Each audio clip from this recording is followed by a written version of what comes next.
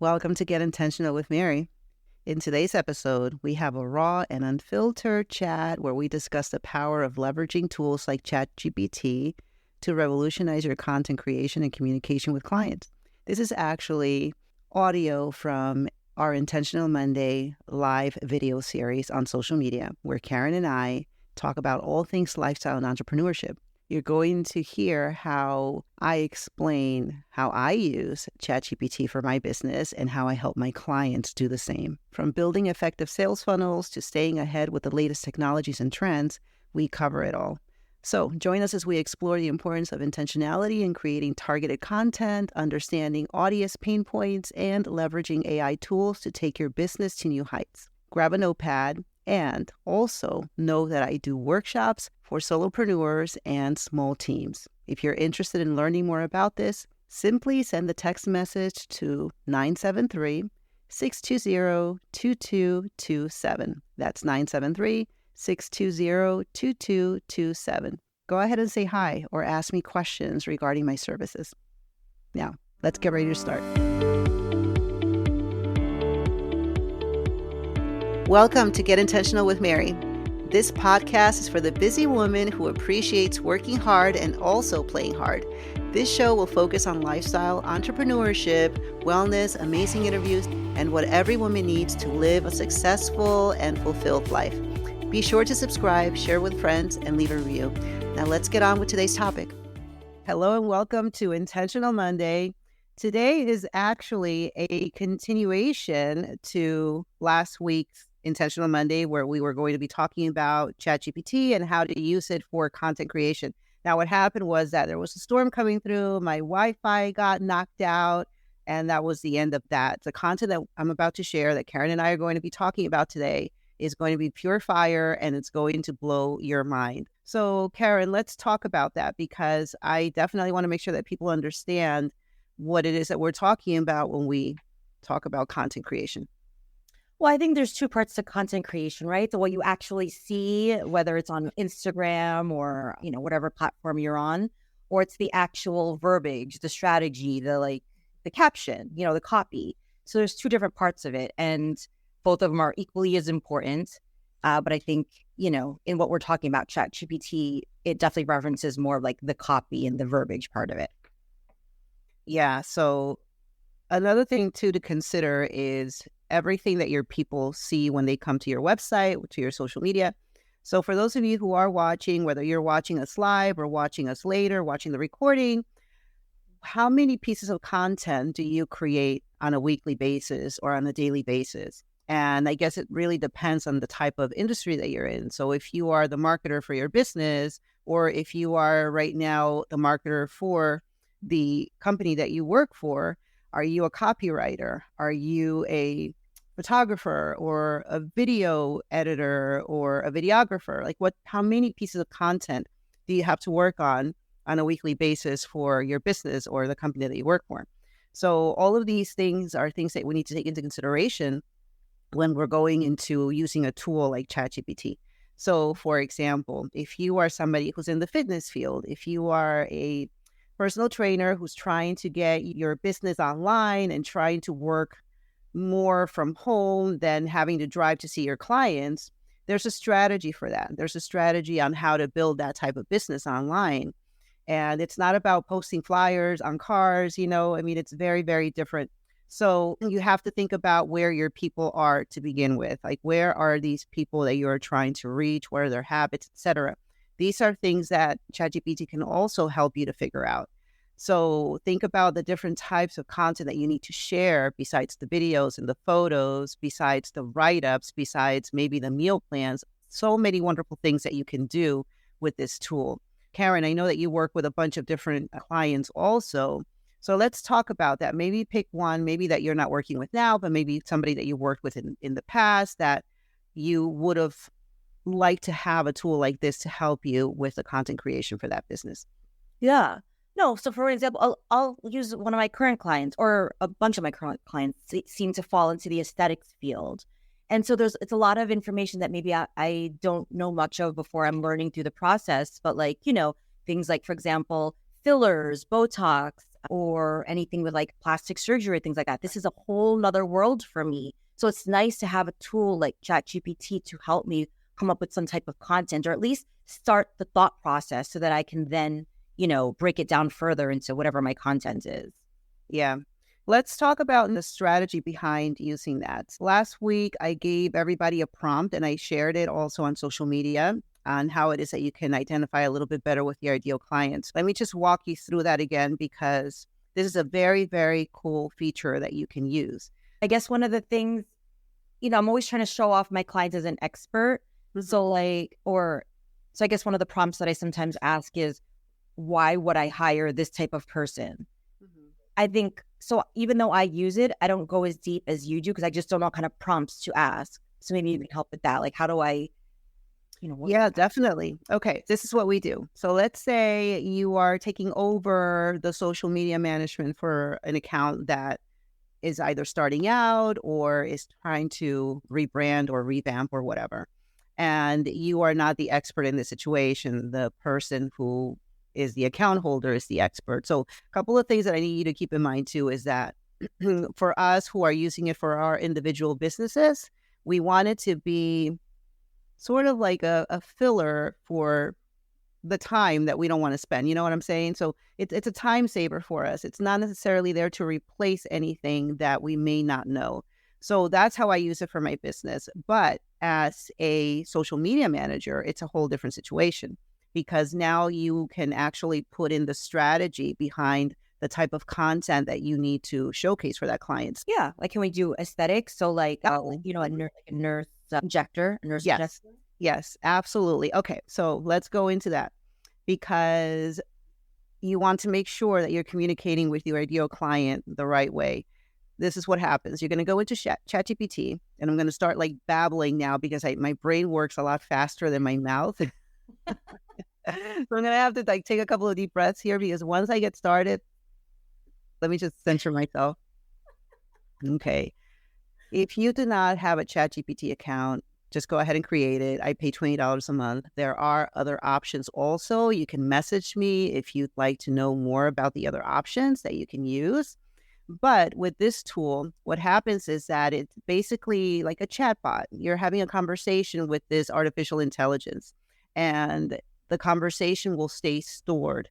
So that means that in this situation, when you're starting with a brand new client, you can go to ChatGPT and say, I am the social media manager for this client who does this and this and this and this. Okay. Now, the aesthetics bit, of course, you have the Botox injections, the fillers, you want anti-aging, etc. So you want to put in some of these words. So this is also very, very important to understand, is that you have to know what your client does. You have to understand, because you can't just say, okay, yeah, oh yeah, you do that. Okay, let me go ahead and create a strategy for you, without really understanding who your client is and what they do. Having those important conversations with the client is crucial. And if you are not 100% aware or knowledgeable in how to do that, ChatGPT can help you as well. So let's say you're going to go to ChatGPT. I have this client, blah, blah, blah, blah, blah. Give me a list of maybe 20 questions that I can ask my client to help me understand what they do better. Okay.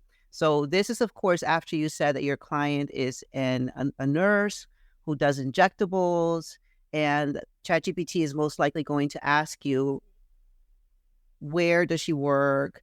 What type of injectables? Also, who is her demographic? What type of people does she work with?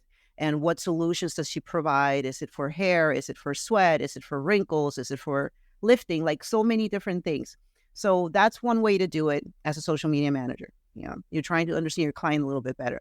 Another thing that you can do is you can ask ChatGPT to write you an essay from the point of view of someone who needs those services. Yeah. And this is where it gets really, really cool, because you are going a little bit deeper now. You're not just saying, oh, okay, give me a strategy. No, you have to make sure that you understand that the tool is understanding you. And the more information you give it, the easier it's going to be later on to have the content that you need, and content that is 100% relevant to the business that you're trying to promote. That's the way that I would do it, is say, I would say, an emotional essay, for someone who needs these services, and it's going to write something and you can read it. And normally, some of the things that it'll say, it'll identify the pain points of that person who needs those services, how insecure they feel, how they don't have confidence, how maybe they over filter their Instagram photos and things like that. Like how it takes them a long time maybe to get ready because they don't feel good about themselves. They're starting to notice the signs of aging, and all of a sudden they don't feel youthful anymore, blah, blah, blah, blah, blah, all of these things. And then once it writes that essay, you're going to ask it to identify, give me a list of pain points that this client is currently experiencing. And it's going to give you a list one by one.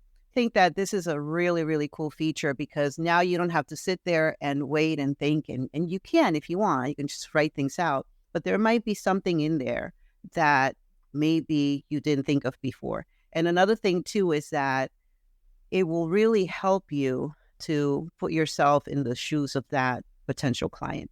So before we come up with strategy, we have to have clarity.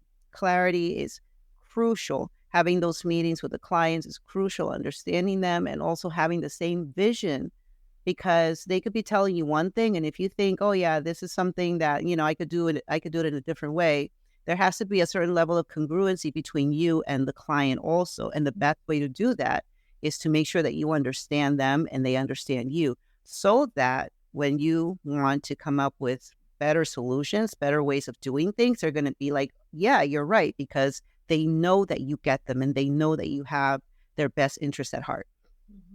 I think the key word too that you said in your prompts, and I voiced this last week, is that you want an emotional essay. I think that's what we always worry about with ChatGPT, that it's just very, kind of, this is it, black and white. But I love that you can, if you use the term, give me the emotional part of it. Yeah. That's what we're all craving and kind of lacking, I think, in social media. So yeah, I think that's what people need to focus on. Yes, it's that connection for sure, that connection. Because sometimes you don't realize that whatever you ask of it is going to give you, it's just like, do you want to have a superficial conversation with someone, or do you want to get deep? Do you want to evoke some sort of emotion? So for me, that's the way that I approach it, because it will be as limited as you make it, basically. Yeah. So if you go into it with an understanding of maybe a preschooler, and you're trying to have a conversation with ChatGPT as a preschooler, then it's going to give you preschool answers. You know what I mean? But if you go into the conversation as maybe a college student, then it's going to shoot out better information for you. And if you go into it as a true expert that you are, and you're like, okay, this is my client, this is what I need. My prompts for ChatGPT are paragraphs sometimes. Wow. Really, they're paragraphs. Go ahead. Well, I was going to ask, because I don't think, again, I use ChatGPT for my business, but I think I'm still in the early stages of it. So do you have specific parts of your prompts that you always have in there? Specific key phrases that you're always like, tell me about this. They have to feel this. What is your prompt consist of? Yeah, for me, it's basically, I'll say, I'm going to ask you to help me with this, because this is the outcome that I want. And I need you to understand and ask me as many questions as you need to understand me. Okay. And I'll leave it at that. And then it'll come back and say, yes, I understand. I understand that you want to do this and this and this and this and this. I'm ready when you are. And it goes back and forth, and it's amazing. It is amazing. So then I'll say, okay, go ahead and ask me the questions. And sometimes we'll say ask me 20 questions about this. No, just have it ask. You can say, I need you to ask me 20 questions to help me understand this better, or I need you to ask me 20 questions so that you understand this, but ask me one at a time. So there's always more, so think about it this way too. If you have an assistant and you don't wait for the assistant to respond, and you're giving it all of these things, right? So the assistant is going to get overwhelmed, and you're going to have too much information to go through. So for me, it's easier to say, okay, here's question number one, blah, blah, blah, blah. Okay, here it is. And now let's talk about question number two. And that's it. And then the other thing too that you can do is you can have it for content creation specifically. Once you have all of these things in place, then you can begin to create some content. And before you begin to create content, you have to understand what the outcome of all of this is. Where are you in your business right now? What kind of tools and resources do you want to give your people? And also, do you have anything that you're promoting that's coming up, thinking about the future? And one cool thing that I love for any social media manager too is to come up with maybe content creation strategies based on that. So let's say you want to post on Twitter and Instagram only, or Twitter, Facebook, Instagram, whatever, doesn't matter. So you can ask it to create a series of posts for either visibility or a series of posts that are promoting a summit like we did for the Mom Link recently, or to promote the retreat that I have. You can say something like, I need you to act like my publicist right now and ask me some questions so that you can rewrite my bio. Here is the bio. I need you to ask me some questions so that you can rewrite my bio.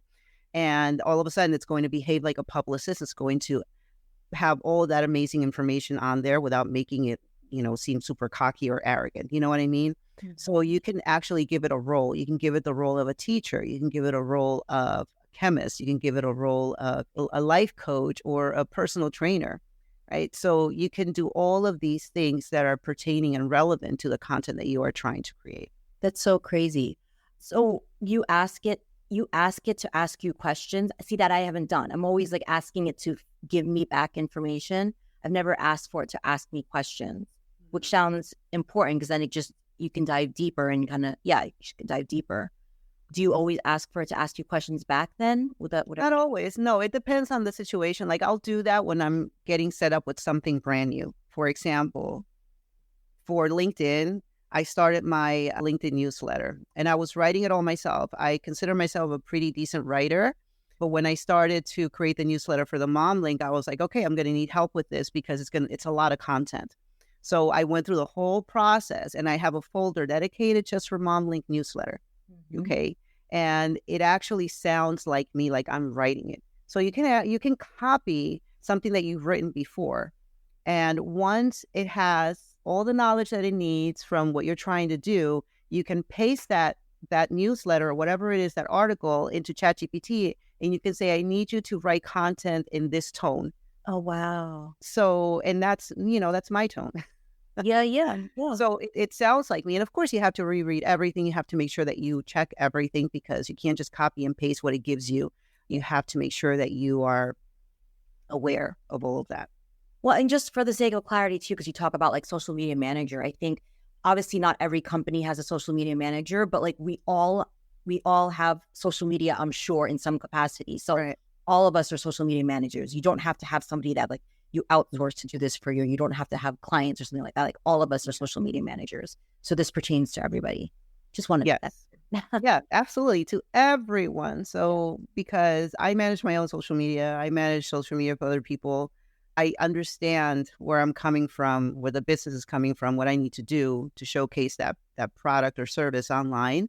But a lot of people don't. So I would say if you are trying to get into that space, it's fine. You can make a lot of great money with it, but make sure that you educate yourself. Don't just go and copy and paste. It's going to be a hot mess if you do that. So the more you know, the better. And another thing too with ChatGPT is you can ask it to teach you something. So currently, like you can save all of your chats. So if you look at my account, you're going to see all of these saved chats and each one has a topic. And that's another cool thing too. Look, if I ask it to do something for me and it's brand new, it's going to automatically title that chat. Okay. Mm-hmm. So it might say social media strategy for blah, blah, blah, or summit information or retreat, whatever. It's going to automatically title it for me and I can edit the title of that chat. So I can go back to it. So if there was a chat that I worked on last week, maybe for the Mom Link newsletter, let's say, because I pop in there once a week, it'll pick up right where I left off. And I'll say, okay, it's time to work on the next article. And it'll tell me, okay, here are the talking points for the next article. I don't have to say to it, oh, let's work on an article about this or this or this, because it's already there, which is really, really cool. So the one thing, though, that I want to say before I kind of go off on another tangent is, you can ask it to teach you something. So if there's something you don't know, you can say, I want to learn how to, for example, code JavaScript, or I want to learn how to become a better marketer, or I want to learn Facebook ads, etc. I need you to act like a teacher for this or that and teach me that lesson by lesson. And I need you to quiz me every time. Okay. So it's going to teach you all of these things. And whenever you have time, you can pop in there and maybe do another 20-minute lesson and then come back the next day, etc. So it's already pooling the knowledge that's available online. So you don't have to go scouring. Scouring? Is that a word? Scouring. Yeah. Scouring. Yeah. The internet. That's a key word. We never took the SATs. Okay. So you don't have to go looking for it anywhere. You don't have to open up a book. And you can also ask it for resources. So you can say, I need to learn about this and this and this, and give me some links to YouTube videos that I can look at. Wow. This is all mind blowing. Like I said, I use ChatGPT, but I mean, after talking to you, it's obviously for me, from my end, very superficial, very topical. And like, I definitely don't use this. So I'll ask it a question and then I erase that chat, I guess, and I just go on to the next question. So like, I know you're probably like itching right now listening to me. No, probably because you don't have the paid version. Oh. That's why. Oh, I don't know if I do actually. Okay. Not sure. That's a good question. I'm not sure. Yeah. But I just know 100%. I always just restart, and I always thought to myself, it would be so nice to have this and just to reference, because I'm always kind of inputting kind of the same information. Right. This is something that's going to come in handy for us, Karen, because we're going to be launching our YouTube channel this fall, and we are going to be. There's actually extensions now that you can put on Chrome that you don't even need to open ChatGPT to do certain things. So with the extensions, for example, you can copy the link to a YouTube video that's performing really well. And this is for those of you who are podcasters, who have your YouTube channels, who want to reach more people and who want to put yourselves at that level of the competition. So I could easily go and watch one of Mel Robbins' videos, copy that link, and I can ask ChatGPT to give me the transcript for that video. Okay. It's going to shoot out the entire transcript for that video. And because I'm in the motivational space also as a life coach, I want to position myself in a way that also attracts the same type of people that she gets. So what's going to happen there is I'm going to say to ChatGPT, this is from a high performing video on YouTube. I need you to analyze this information and give me the talking points that she uses. Or I need you to analyze the transcript for these 3 or 4 videos and give me the similarities. Or what is for example, what's the main theme here? So you can do that. You can grab somebody's social media link, pop it in there, and ask it to give you information on the best performing posts so that you can create something similar. Wow. So analytically, it's amazing. And this goes, for us, it's a certain genre and a certain type of content. But if you are a marketer, if you are in finance, or if you are trying to analyze different types of market trends, then this is going to be extremely useful because it'll allow you to analyze your competition and really understand at a deeper level all of the insights that make them who they are and how it is that you can position yourself in that way as well. You're saying we can utilize it in this way already? Wow. Oh, yeah. Mm-hmm. I'm done. Okay, so for a lot of people that, my audience, and I'm sure yours, we're all in different aspects of our business, but I think it'd be nice to talk about the specifics of how they can use it. So whether it's a prompt for Instagram or Facebook, or like not a prompt, but like a caption. Yeah. We're talking about newsletters. Right. What else? So a website, the copy for a website. Yes. So I talk about this in my MomLink community a lot, where we take them from idea to fruition, basically, when it comes to your funnels, your sales funnel. And a lot of people don't realize it, but the first step in the funnel is your social media account, be it your Twitter, your LinkedIn, your Instagram, your Facebook, whatever. Once you go through the first steps that we talked about before, having the understanding of what it is that you want to do, the type of person you want to attract, once you have those pain points, okay, then you can begin to create content that speaks directly to them. And then what's the next step from that? Person comes, they check out your account, and like, oh, wow, okay, I can resonate with this. This is for me. Wow, she's talking directly to me. And then they're going to go to the link in your bio, because at one point you're going to ask ChatGPT to give you a compelling CTA. That's a call to action. And it's all going to go to that. So the strategy, think about this. You got to have a strategy first. You have to understand what it is that you want to do and why you're sending them to the link in your bio, or why it is that you are asking them to DM you, to send you a message. So once they go to the link in the bio, what are they going to see? They're going to see a landing page. What do I put on my landing page, Mary? Yeah. Okay. You tell ChatGPT, if you're a DIYer, you're using Wix or you're using WordPress or whatever you're using, if you're not able to hire somebody like me, for example, that can do it all for you, that's fine. You do it yourself. And for me, one thing that I prefer to do is keep my landing pages super, super simple. That means that there's a form for the name and email address, because you are asking them for their email address in exchange for something free that you're going to give them. And what is the freebie? Is it a video series? Is it a PDF? Is it an audio? What is it that you're giving them for free? For me, for example, I have my ZumbaWithMary.com website, and I give people free videos in exchange for their email address. Because at the time I was promoting a lot more fitness and wellness, and this is what allowed me to market directly to the people that were already interested in moving, interested in having fun and dancing, and interested in their wellness. So that was my, strategy for that. Now, for you, it could be a PDF. And then what happens once they download your free resource? You have to email them. So what are you going to email them? Then you work on an email sequence with ChatGPT that speaks directly to it is, what is the outcome from that email sequence? Where are you going to lead them to? So that's the next step in the funnel. Are they going to go on your calendar link? Are you going to give them a free discovery call? Or maybe are you going to funnel them into a Facebook group, or maybe some sort of a small or inexpensive course or program before you can sell them to something else? So you understand that you start with the funnel. It's wide at the top and it narrows at the bottom. So the wide is for everybody. And before you know it, you're going to have those buyers like trickling in. That's what you need to understand here, is that your social media, that's why I always say social media, social media, social media. Okay. Everybody is on Instagram or Twitter or Facebook, whatever. So once you understand those pain points, so you can begin to create content that is related to the pain points for that type of client. I love that you're explaining this whole visual, because as a business owner, we all just focus on our work. We don't think about all of this stuff, the strategy for the business, the back end, like what am I going to do once I have my social media and my website? Now what? So it's nice for you to spell it out. Like we hear people talking about it all the time. Sales funnel, newsletter, give them a freebie. Like I hear it all, but sometimes you need somebody like you to kind of just spell it out for you. So this is great. Yeah. It's a lot simpler when you understand the step-by-step process. So for me, I always say it's important to have a good foundation before you begin to build. And some people, they get the idea that they want to start a business and they begin to throw things at Instagram. No rhyme, no reason. They're just throwing things and see what sticks.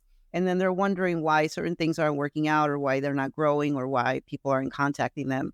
It's because you're not really speaking to the right person. And then you want to go and sell something. So you're like trying to build a third floor, and the foundation is so shaky that there's no way that building is going to stand. This is a great way for you to really focus on the foundation and make sure that you do things right. And if you haven't done things right before, it's never too late to start over. It's never too late to rebrand, to pivot, and to change things up. It's important to understand that and to speak to somebody who has done it before. And yeah, the information is all out there. You can find it easily. It's all over. But do you even know what to look for? Yeah. And right.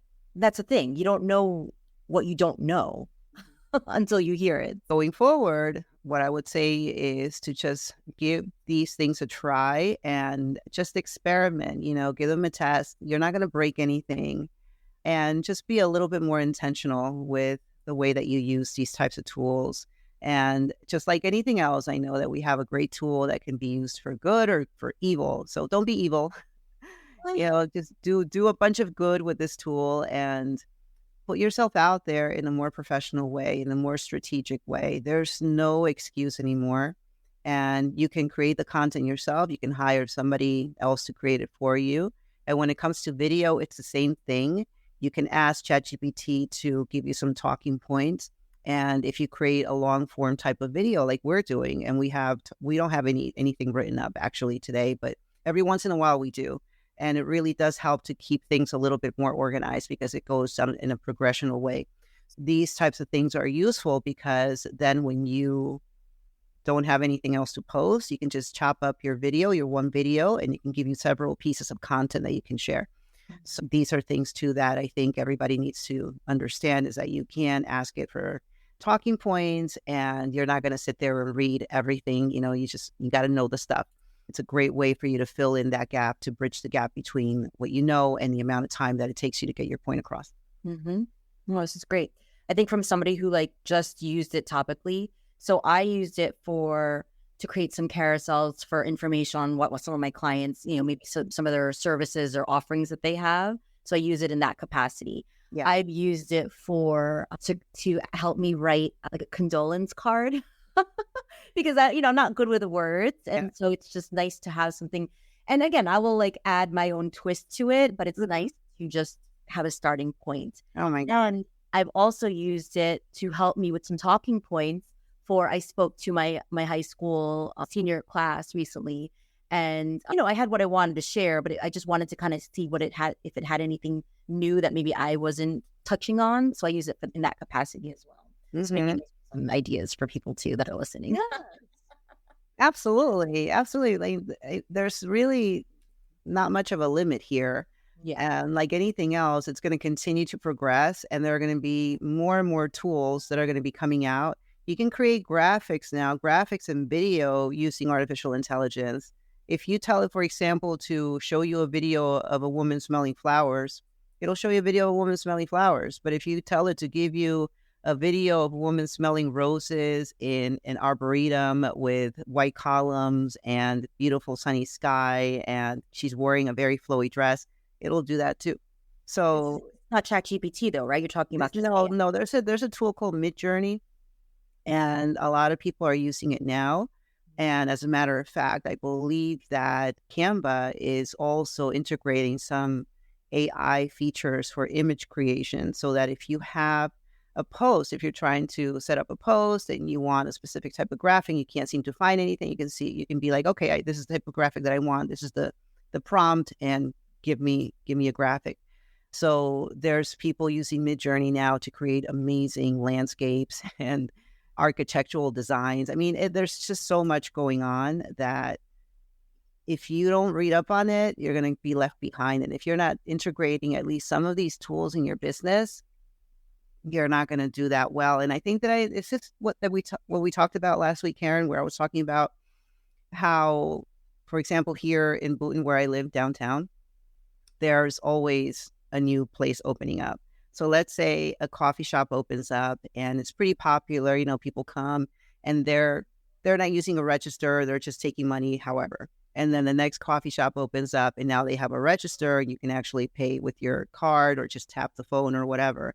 And then the next one opens up. Now they have a whole reward point system. They have an Instagram wall for you to take photos. They have all of the wonderful social media posts, creating that FOMO, with all the amazing, delicious lattes and the art and everything. The rose petals. Where are you going to go? Yeah. The last one. Totally. So you are very good about keeping up with the trends and things like that. I know it interests you and you're good about keeping up, but what other things do you suggest people to look at aside from ChatGPT? What would be the next step for people? I guess it depends on what they do with their business, but are there any other eyes, that extra eye that you're like? No, when it comes to that, I always say that YouTube is your best friend. I look at news trends on YouTube and also on TikTok. I love TikTok. My dog is barking now. So TikTok also has a lot. Gary Vee is the GOAT. Okay. He is always, I think, 10 years ahead of his time, really, when it comes to technology. So whatever he recommends, I'm like, okay, is there anything on YouTube about it? I love learning about technology. I never shy away from it. There are tools that I know about that I don't use because it's not for my business or for my clients. But if it were for, if you're a video game designer, if you are somebody who is creating logos from scratch, I mean, so many things that you can do with those AI tools. It's not for me, but it is for other people out there. So Yeah. just be mindful of that and see how you can integrate some of these tools. Like, okay, maybe this is something that I can use, for my business. So don't be afraid of learning more. Yeah. Very cool. Yeah. But anyway, so for those of you who want more information on how to do all of that, I do have workshops. I am launching a program in the fall that is going to be specific to people who have a business and who want to learn more on how to use these tools and how to set themselves up properly for success. Also, I'm director of media for the Mom Link, and we have a lot of great stuff coming up. We're promoting our next summit, which is coming up in October. There's a lot of great material coming for that as well. So that's going to keep me very, very busy and hopefully looking to hire somebody this week as well. Yeah. So, Awesome. we're excited about that. Yeah.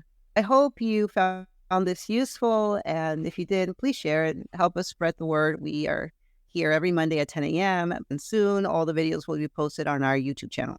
Hopefully that will come sooner rather than later. That is it for today, my friend. Thank you for being here. See you next time on Get Intentional with Mary.